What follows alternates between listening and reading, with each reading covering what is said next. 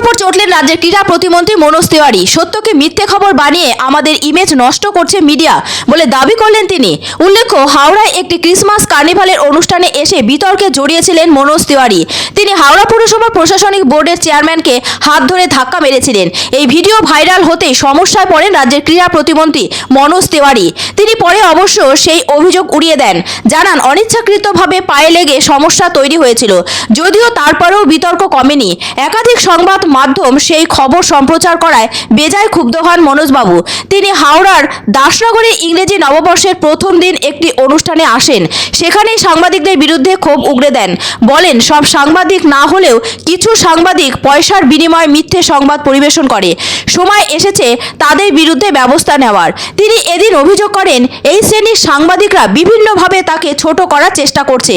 বিভিন্ন সত্য খবরকে চেপে দিয়ে মিথ্যে খবর পরিবেশন করছে। এতে তার ইমেজ নষ্ট হচ্ছে বলেও তিনি জানান। তার আক্ষেপ, মিডিয়া শুধু তাকে বাজেভাবে পরিবেশন করে। সোশ্যাল মিডিয়া থাকায় সবাই সব সত্য জানতে পারছে। তার ভালো কাজগুলোও দেখতে পারছে জনগণ। আগামী দিনে এই সব মিডিয়ার বিরুদ্ধে তিনি ব্যবস্থা নেবেন বলে জানান। রাজ্যের ক্রীড়া প্রতিমন্ত্রী মনোজ তিওয়ারি বলেন, এখন অনেকেই মিডিয়ার বিরুদ্ধে ব্যবস্থা নিতে শুরু করেছেন, আমিও ব্যবস্থা নেব। উল্লেখ্য, সম্প্রতি মনোজ তিওয়ারির সঙ্গে হাওড়া পুরসভার প্রশাসনিক বোর্ডের চেয়ারম্যানের গণ্ডগোল প্রকাশ্যে আসার পর যথেষ্টই জলঘোলা হয়েছিল।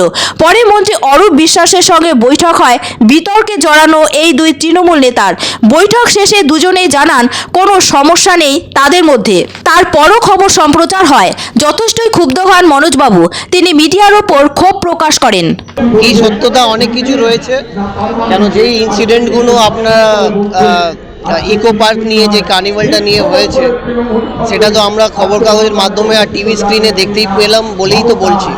আর এটা প্রথমবার নয়, এটা দিনের পর দিন হয়ে যাচ্ছে।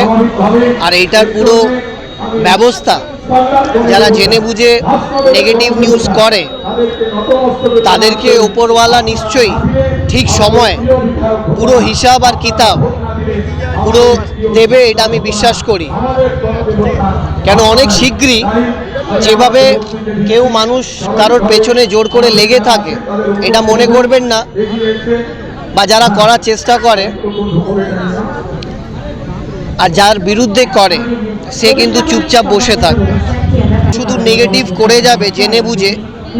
যেখানে প্রমাণ আছে তার সত্ত্বেও ওকে নেগেটিভ দেখানোর চেষ্টা হয়, সেটা কিন্তু ঠিক নয়। এটা কিন্তু অনেক মানুষের যে ইমেজটা আছে সেই ইমেজটাকে খারাপ করে দেয়। আর যার যার ওপরে হয় তারা কিন্তু এখন ব্যবস্থা নেওয়ার যে প্রক্রিয়াটা আছে সেটা শুরু করে দেওয়া হয়েছে। আর যারা আমাকে নেগেটিভ দেখিয়েছে, নিজের চ্যানেলে দেখিয়েছে, সত্যি কথা যেটা দেখানো হয়নি তাদেরকে মিন করে বলেছে, তাদের ব্যবস্থা একদিন লোকেদের সামনে নিশ্চয়ই হবে।